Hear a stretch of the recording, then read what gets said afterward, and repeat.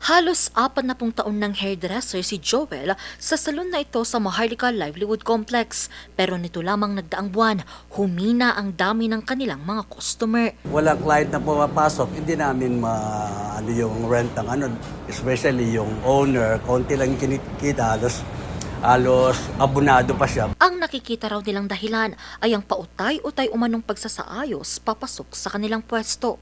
Parte raw kasi ito ng rehabilitasyon ng Maharlika Livelihood Complex.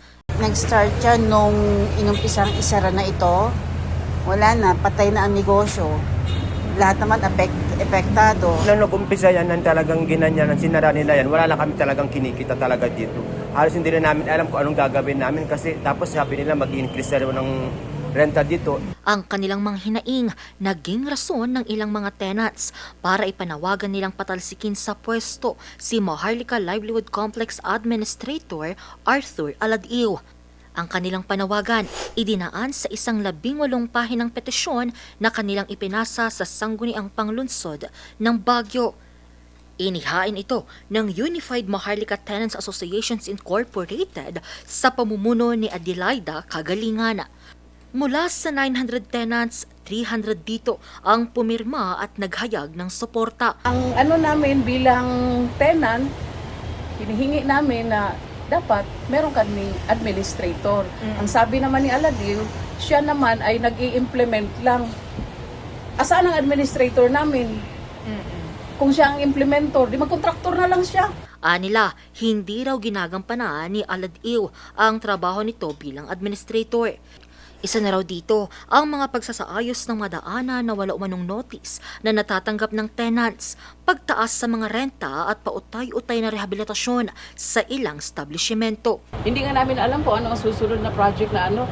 Walang master plan pa. Wala pa ng master plan kung anong gagawin sa Maharlika. Pero inumpisahan nila. Paano yung mga livelihood na nawawala? Doon sa lobby, ang dami nawawala. O di pinatay na nila yung mga tao doon. Sinagot naman ito ni Aladiw. It's good to know also who are the people behind this. These are the leader of the so-called United Maharlika Tenants.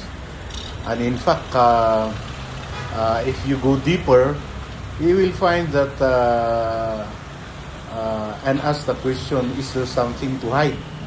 Bakit ginagamit nila yung United Maharlika Tenants Association?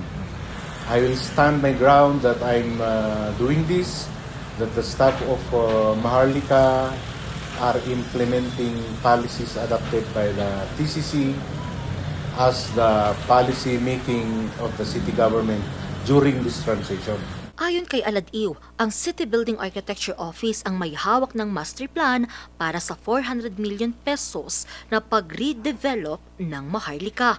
Ang petisyong ito ay nakarating na rin sa alkalde at ayon sa kanya, itinatama lang nila ang mali umanong nakagawian ng ilang mga tenants. Well, he's doing a great job. Alam mo, siyempre, very challenging yung trabaho niya kung hindi niya nasasatisfy yung mga ibang doon, ibang mga stall renters doon na gusto nila masunod yung gusto nila kasi nasanay sila sa ganun.